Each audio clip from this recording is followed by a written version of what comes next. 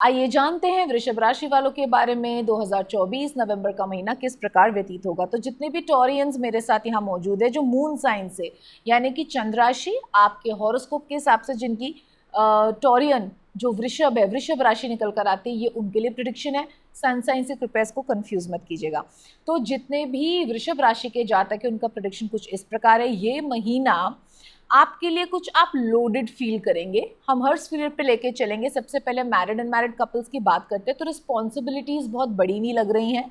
आपको ऐसा लग रहा है कि बहुत कुछ रोल्स आपने प्ले करने हैं और आपके कंधों पर बहुत ज़्यादा जिम्मेदारियां आ गई हैं।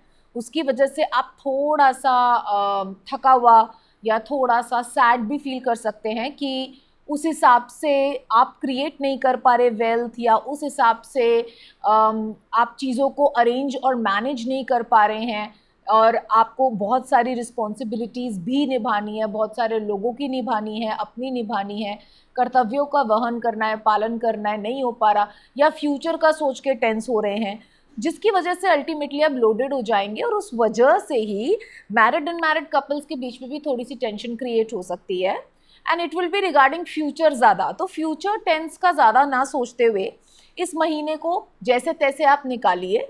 और चाहे फाइनेंशियल प्रॉब्लम हो, इमोशनल प्रॉब्लम हो, ज़्यादा लोडेड होने से रिजल्ट भी नहीं निकलेगा। आई नो लोडेड होना स्वाभाविक है, लेकिन ज़्यादा लोडेड होने से उसका कोई रिजल्ट भी नहीं निकलेगा। तो बेटर ये है कि जितना आप प्रभु प्रार्थना कर ही रहे हैं, उपासना करते ही हैं, नहीं करते हैं तो करनी शुरू करें। तो जितना प्रभु इतना आपको किसी चीज़ की कमी नहीं होने देंगे, लेकिन जिस रीति से आप प्रोग्रेस चाह रहे हैं मे बी उसमें थोड़ी सी प्रॉब्लम आएगी, थोड़ी सी रुकावट आएगी।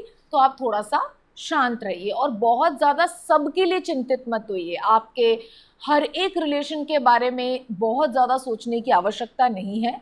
हर व्यक्ति अपना लोड स्वयं ही वहन करता है। तो आप थोड़ा सा रिलैक्स हो जाइए कि उस वजह से आपकी पर्सनल लाइफ जो आपके हस्बैंड वाइफ या मैरिड एंड मैरिड कपल्स की मैं बात कर रही हूँ, उसके अंदर हो सकता है आपकी थोड़ी सी इरिटेशन, एजिटेशन निकल कर आए, जिसकी वजह से आपकी पर्सनल कंपैटिबिलिटी इफेक्ट हो। तो वो भी कुछ अच्छा नहीं होगा अगर हो जाए तो आप थोड़ा सा धैर्यपूर्वक काम लीजिएगा, शांतिपूर्वक काम लीजिएगा, ठीक है। आगे आ जाते हैं, चलते हैं वर्क लाइफ की तरफ। तो कार्यक्षेत्र में हम देखते हैं, चाहे बिजनेस हो, चाहे प्रोफेशन हो, चाहे जॉब हो, ऑफकोर्स आप लोडेड फील कर रहे हैं। तो जितनी मेहनत कर रहे हैं उस हिसाब से रिजल्ट नहीं आ रहा है, उस हिसाब से आपको धन प्राप्ति या रिकग्निशन फ्रॉम द बॉस या जिसे हम कहते हैं प्रमोशन, पैसा कमाना, ये सब नहीं मिल पा रहा है। तो it's just a matter of 1 month. ये एक ही महीने का प्रेडिक्शन है, पूरी ज़िंदगी का प्रेडिक्शन नहीं है, पूरे साल का प्रेडिक्शन नहीं है। तो ये कुछ 30 दिन आपने धैर्य के साथ निकालना है, धैर्य धारण करना है। तो ऐसा कुछ नहीं कि मैं कुछ मिराक्युलस ऐसा उपाय बताऊं जिससे सब ठीक हो जाए। तो मैं ये कह सकती हूँ कि आप हनुमान जी की शरण में इसमें जाइए। जब भी कंधों पे बोझ बढ़ जाता है, भार लगने लगता है, चाहे वो मानसिक भार हो, शारीरिक भार हो, किसी भी तरीके का भार हो, श्रम हो, तो आपको हनुमान जी की शरण लेनी चाहिए। तो आपसे इतना ही कहना है, राम नाम का जप करें। और उसके लिए तो कोई व्यवधान भी नहीं है कि किसी समय बैठ के करना है। आप तो हर वक्त मन ही मन भी उच्चारण राम जी का कर सकते हैं और बोल दीजिए अपने हनुमान जी को कि मैं जितने भी राम नाम का जप करूंगा आपको अर्पित करूंगा। हमारा भी बाहर वहन जो हम नहीं कर पा रहे हैं उसको हल्का करें, मानसिक बोझ बहुत बढ़ गया है।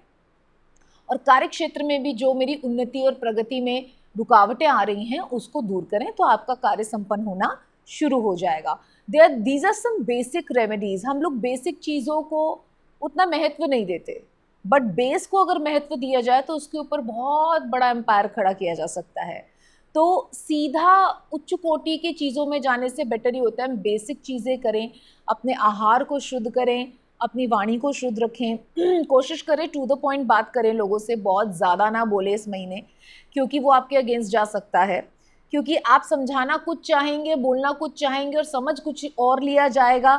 आपका जो इंटेंशन नहीं होगा दूसरा व्यक्ति वो समझेगा कि ये बॉसी हो रहा है या हो रही है, ये मेरे पे शासन करना चाह रहे हैं, मैं इनके साथ अच्छा बिहेव करती हूँ या करता हूँ, जो भी दूसरे लोग आपके साथ होंगे, तो ये उसका फ़ायदा उठा रहे हैं। Everything will go negative. तो बेटर है आप चुप ही रहें। कोई चीज़ बुरी लग रही है उसको कभी और कह दें, नेक्स्ट मंथ कन्वे कर दें, उस महीने पचा लें इस चीज़ को, ठीक है। तो अगर आप बोझ उठाएंगे ना तभी कोई भार नामक वस्तु है। अगर आप इजी गोइंग हो जाएंगे, उसके बारे में ज़्यादा नहीं सोचेंगे, उसे उतार देंगे अपने कंधों से, तो यू विल बी रिलैक्स्ड। तो बहुत ज़्यादा परेशान नहीं होना कि मेरी प्रगति नहीं हो रही है, रिलैक्स्ड रहना है, हनुमान जी का भजन कीर्तन पूजा पाठ करना है, ठीक है। और उसमें ब्रह्मचर्य ज़रूर फॉलो कीजिएगा, मनसा वाचा कर्मणा, ठीक है।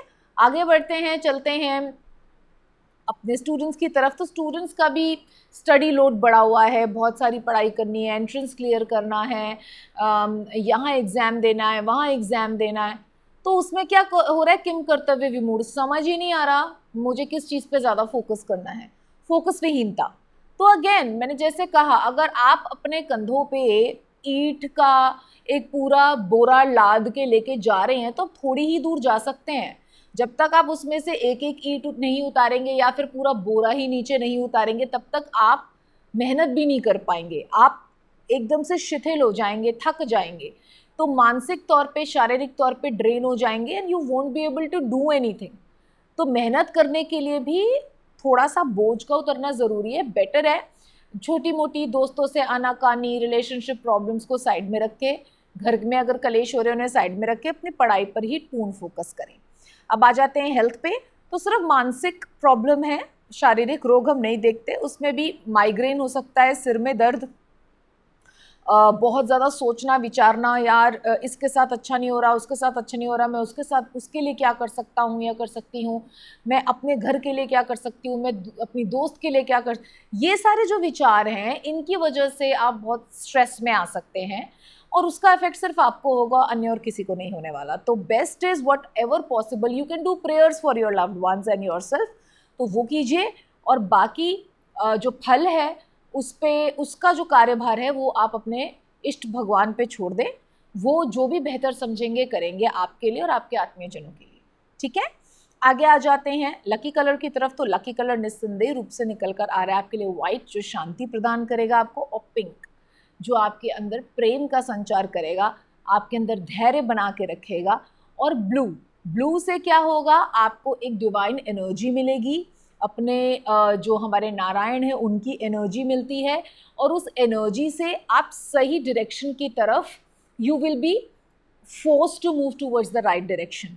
तो ऐसे रंगों का इस्तेमाल करना, ऐसे कपड़े पहनना, प्रभु को पहना के फिर पहनना, पहले उन्हें अर्पित कीजिए फिर पहना, ऐसे रंग के कपड़े उनको पहना देना, ऐसे पुष्प उनको चढ़ा देना, इस रीति से इन रंगों को आप चरितार्थ कर सकते हैं और बेस्ट टू बेस्ट अपने लिए रिजल्ट पा सकते हैं। तो आशा है महीना जो थोड़ा सा लोडेड है उसको खुद को स्वयं ही अपने परिश्रम से अनलोड करके, मानसिक और शारीरिक संताप को अपने आप को ईजी करके, और ये दिमाग में बिठा के it's just the matter of some days, आप भगवान की आराधना करते हुए अच्छा व्यतीत करें और ये महीना आपके लिए मंगलमय हो। धन्यवाद।